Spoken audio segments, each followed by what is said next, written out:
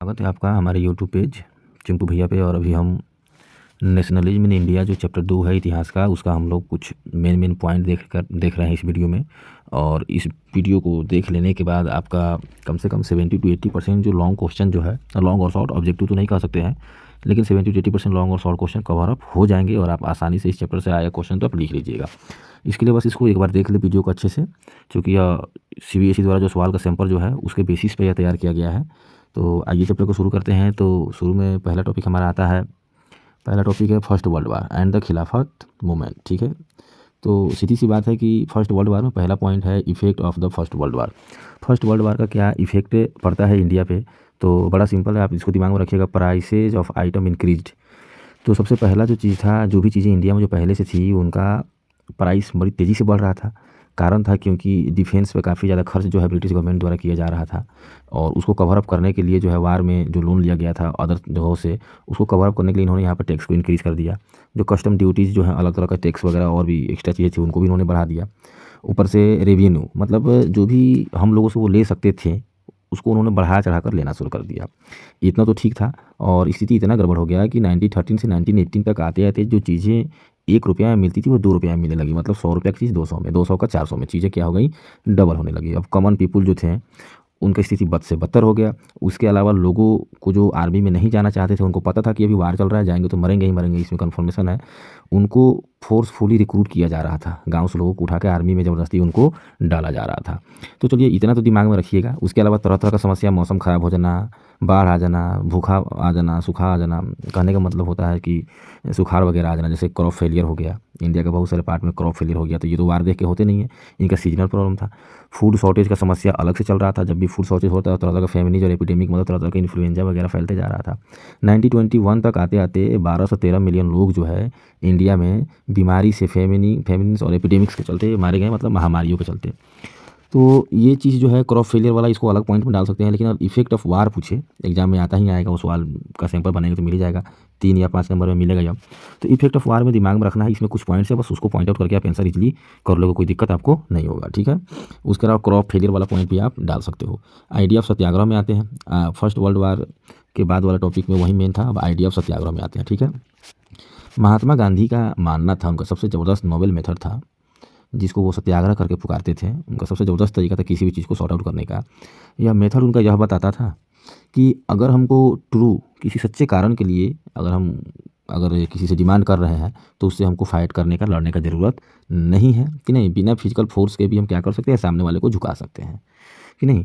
तो उनका मानना था जो भी सत्याग्रह करते हैं या जो भी सत्याग्रही हैं वो आसानी से किसी भी बैटल को जीत जाएंगे विथ नॉन वायलेंस तरीका से, कि नहीं, मतलब बिना लड़े झगड़े, मतलब एक पीसफुल प्रोटेस्ट करके जो है हम अपनी चीज़ों को, अगर वो सही चीज़ें हैं और सही कारण है तो हम इजीली प्राप्त कर सकते हैं। आइडिया ऑफ सत्याग्रह है। ठीक है, आगे चलकर जो है इन्होंने चंपारण में 1916 दिया है, 1916 चंपारण, और पीजेंट मूवमेंट खेड़ा में 1917, और मिल वर्कर के लिए अहमदाबाद में 1918। ठीक है, अब चंपारण वाला करेक्ट कर लीजिएगा, 1917 आपको NCERT में मिलेगा। ये मूवमेंट्स जो हैं गांधी जी द्वारा चलाए गए हैं, ये तीनों सत्याग्रह ही हैं। चंपारण में हो गया, खेड़ा में हो गया और अहमदाबाद में हो गया। ठीक है, 3 सत्याग्रह गांधी जी द्वारा चलाए गए। चंपारण में जो था वो नील की खेती को लेकर था। आपको बता दें खेड़ा में जो था वो फूड शॉर्टेज का समस्या था, उसके लिए था। फूड शॉर्टेज में यहाँ पॉइंट आउट कर दे रहा हूँ। और मिल वर्कर्स के जो समस्याएं जो थी उनको लेकर इन्होंने 1918 में इन्होंने आपको अहमदाबाद में इन्होंने सत्याग्रह चलाया था। तो गांधी जी ने 3 जगह सत्याग्रह चलाया था। सत्याग्रह वाले टॉपिक से अगर क्वेश्चन आता भी है तो सत्याग्रह का डिफिनीशन वगैरह आएगा, और ये ऑब्जेक्टिव के लिए पॉइंट आउट सही कर लीजिएगा। ठीक है, अगला पॉइंट है रॉलेट एक्ट। तो रॉलेट एक्ट के बारे में जान लीजिएगा, दिमाग में रखिएगा। 1990 में यह एक्ट लागू हुआ था, और आंसर लिखते समय इंपीरियल लेजिस्लेटिव काउंसिल जरूर दिमाग में रखिएगा, क्योंकि उसमें ब्रिटिश क्राउन के अंतर्गत था।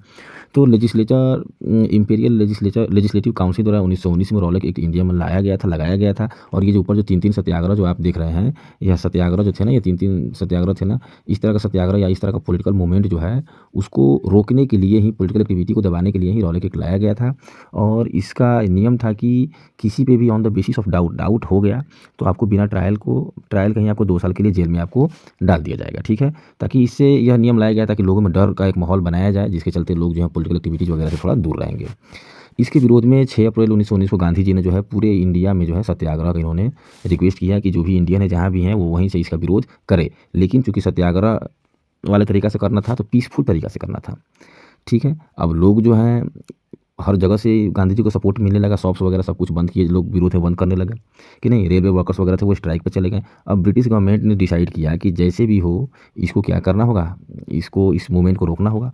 इसके लिए उन्होंने बहुत सारे लोकल लीडर्स को अरेस्ट किया, यहाँ तक कि महात्मा गांधी को दिल्ली में आने से बैन भी कर दिया गया, क्योंकि दिल्ली जो है मेन सेंटर था आंदोलन का, वहाँ इनको बैन कर दिया गया। तो ये 6 अप्रैल तक चला ऐसे ही, जब सत्याग्रह हुआ। इसको सत्याग्रह डे के भी नाम से बुलाया जाता है। उसके बाद 4 दिन बाद 10 अप्रैल को क्या हुआ, यही सत्याग्रह डे, मतलब लोग जो ऑल इंडिया में जो सत्याग्रह जो कर रहे थे सेम वही काम 10 अप्रैल को भी कर रहे थे। तो पुलिस और लोगों में अमृतसर में थोड़ी सी झड़प हो गई, और झड़प हो जाने के बाद पुलिस फायर करते हैं इन लोगों पे।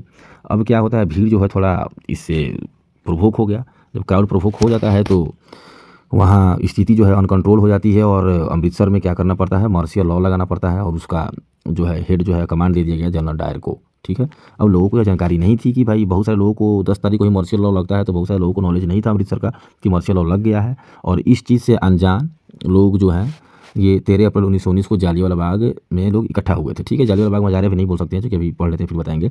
इकट्ठा हुए थे क्योंकि उस दिन बैसाखी का जो था फेस्टिवल था, जो पंजाबियों के लिए बड़ा फेमस होता है, और बहुत सारे लोग उसमें मेला वगैरह भी लगा था, लोग पार्टिसिपेट करने। जालियांवाला बाग जो है एक ग्राउंड था जहाँ लोग आए थे। ठीक है, अब इसको ध्यान दीजिएगा, वो जो ग्राउंड जो था ना, इनक्लोज फ्रॉम ऑल साइड, सभी चोर, मतलब मान लो ये ग्राउंड है तो चारों तरफ से वो घिरा हुआ था। और नैरो मतलब पतला सा जो है ना, पतला सा इंट्रेंस था उसका, विथ नैरो एंट्री पॉइंट, पतला सा इंट्रेंस था। लोग यहाँ इकट्ठा हो गए थे।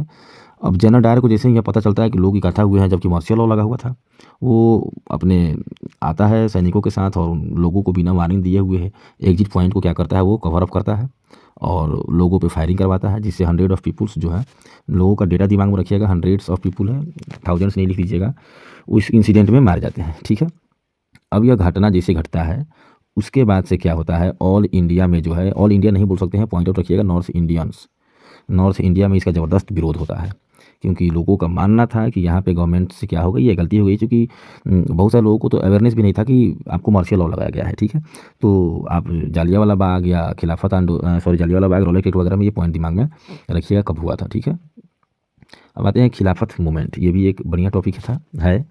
खिलाफत मूवमेंट जो है, यह जो है एक्चुअली में शुरू कैसे हुआ था, तो जो फर्स्ट वर्ल्ड वार हुआ था ना, उसमें ऑटोमन तुर्की जो है वो इंग्लैंड से हार गया था, और हारने के बाद उनको डर था, या एक तरह से पूरे तुर्की में रिमर फैल गया था कि इस्लामिक वर्ल्ड का जो सबसे स्पिरिचुअल हेड जो होते हैं, खलीफा होते जो हैं, उनको जो है ऑटोमन एम्पायर के अंतर्गत जो थे ये, या इस्लाम के लिए बड़ा ही मायने रखते हैं, इनको ब्रिटिश गवर्नमेंट हटाने वाली है। अब इसको लेकर जो है वहाँ के 2 लीडर जो थे, मुस्लिम बहुत सारे लीडर्स, लेकिन 2 बड़े लीडर मोहम्मद अली और शौकत अली, इनको अली ब्रदर्स भी बोलते हैं या अली बंधु बोलते हैं, ये जो है ना अपना खिलाफत मूवमेंट चला ही रहे थे, और इनका ये मानना था कि गांधी जी भी और इसमें आ जाएं तो ये मूवमेंट जो है और ज़्यादा मतलब बढ़िया से मास तरीक़ा से ये एक्शन में आ सकता है। ठीक है, तो इसके लिए हमारे इंडिया में एक खिलाफत कमेटी बनाया गया था 1990 में। ठीक है, और महात्मा गांधी जो है इसको एक आपको अपॉर्चुनिटी के रूप में देख रहे थे कि चलो ठीक है, हम खिलाफत का मूवमेंट का विरोध करेंगे तो हिंदू और मुस्लिम क्या हो जाएंगे, यूनाइट हो जाएंगे।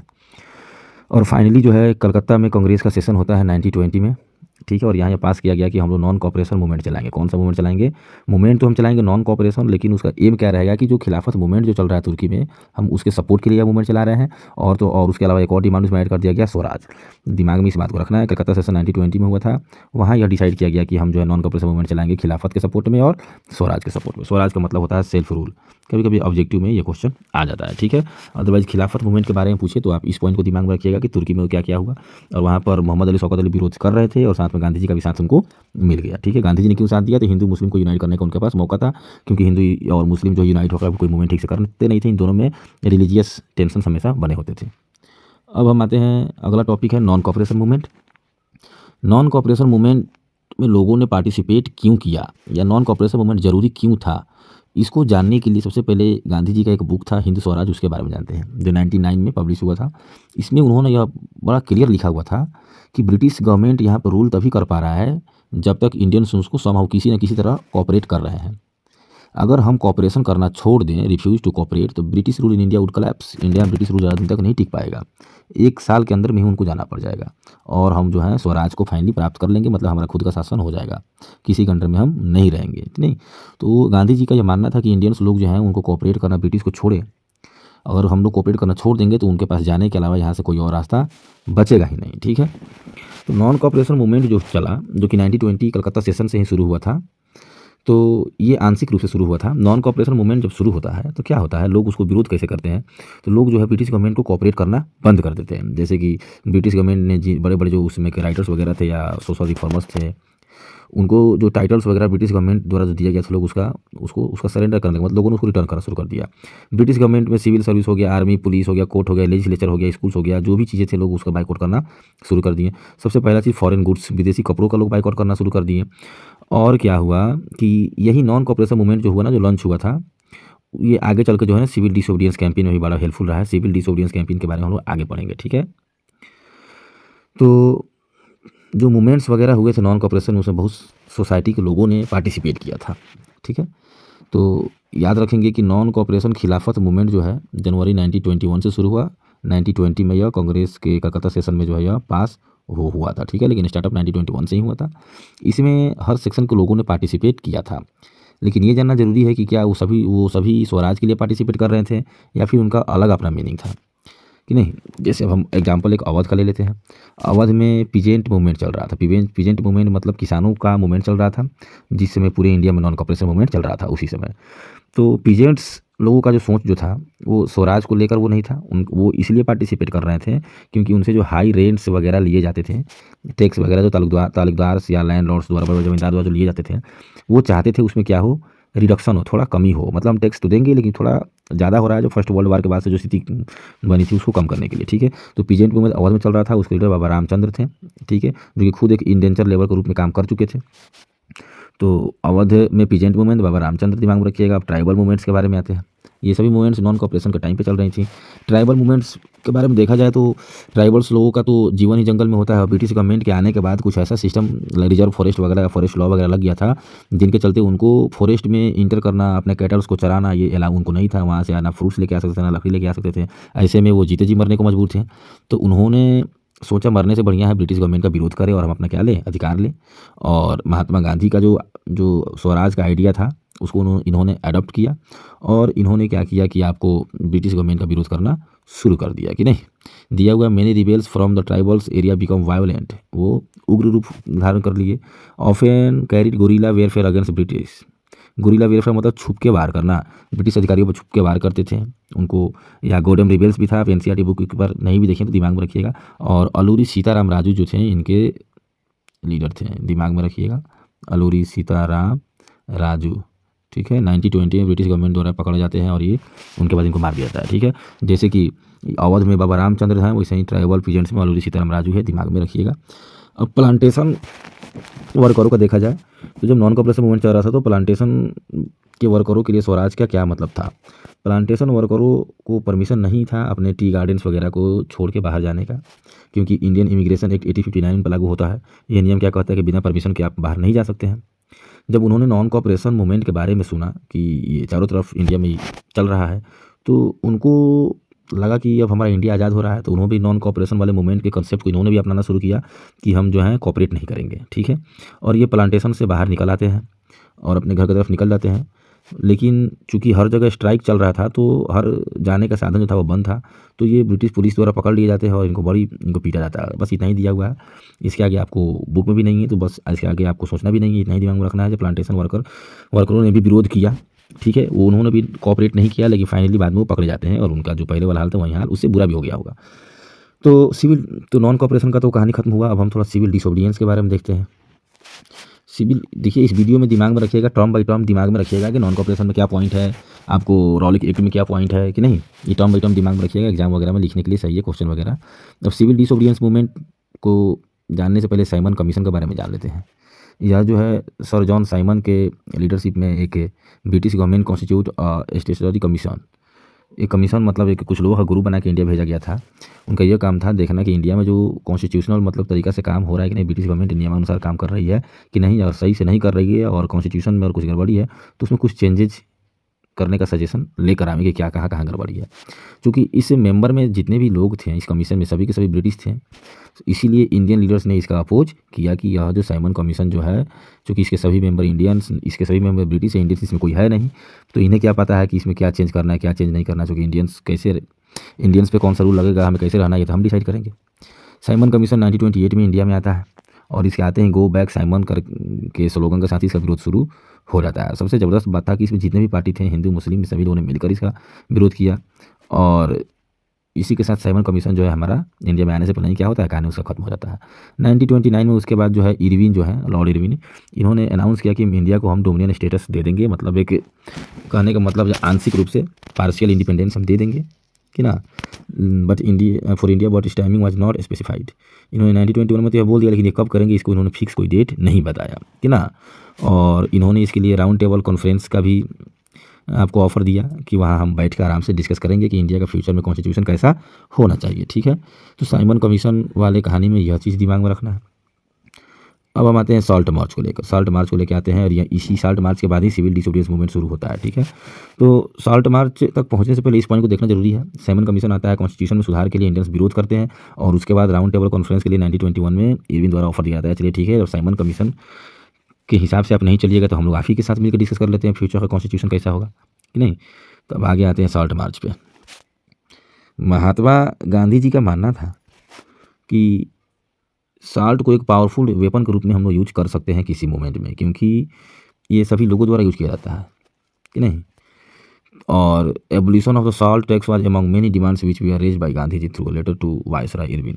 इसको सोचिए, गांधी जी ने इरविन के पास एक लेटर लिखा, उसमें उन्होंने बहुत सारे डिमांड रखे थे, हालांकि उन्होंने 11 डिमांड रखे थे, लेकिन वो दिमाग में नहीं है तो ये रखेंगे। उन्होंने बहुत सारे डिमांड इरविन के पास लिखा, जिसमें एक डिमांड ये भी था कि सॉल्ट टैक्स को आपको क्या करना होगा, खत्म करना होगा।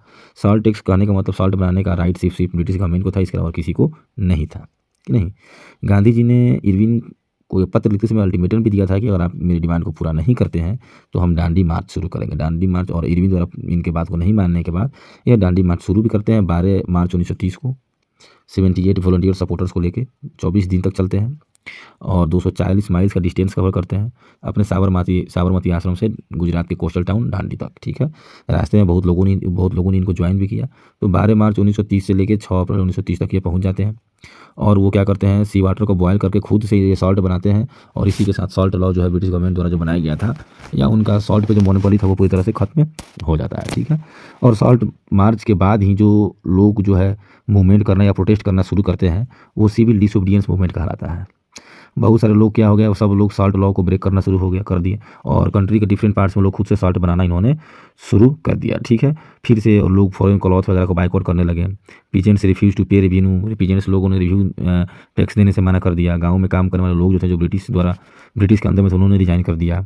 ट्राइबल पीपुल जो है ये फॉरेस्ट लॉ को इन्होंने ब्रेक करना शुरू कर दिया, जंगल में जो उनके द्वारा नियम बनाया गया था।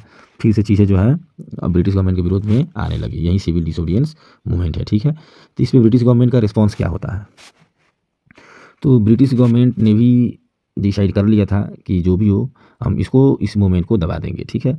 तो ये क्या करने लगे, कांग्रेस के जो लीडर्स थे उनको अरेस्ट करने लगे। बहुत सारे प्लेसेस पे तो वो सत्याग्रही और ब्रिटिश लोगों के बीच में जो है झड़प भी हो गया।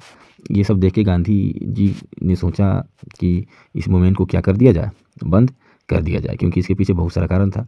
क्योंकि बहुत सारे लोग अरेस्ट करने के बाद महात्मा गांधी को भी 1 मंथ बाद अरेस्ट कर लिया गया, और महात्मा गांधी को जब अरेस्ट कर लिया गया तो चीज़ें इतनी हिंसक हो गई कि कोई भी चीज़ जो ब्रिटिश गवर्नमेंट से रिलेटेड था लोग उस पर अटैक करना शुरू कर दिए।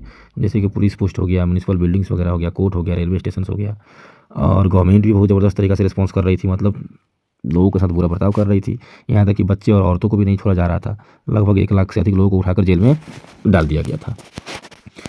तो जब आउट ऑफ कंट्रोल होने लगी तो महात्मा गांधी को मजबूरी में क्या करना पड़ा, सिविल डिसोबीडियंस मूवमेंट को कॉल ऑफ बंद करना पड़ा। और ये मूवमेंट बंद करने से पहले उन्होंने इरविन के साथ एक संधि किया 5 मार्च 1931 को। यह था, इसको गांधी इरविन पैक्ट भी कहा जाता है। इस पैक्ट के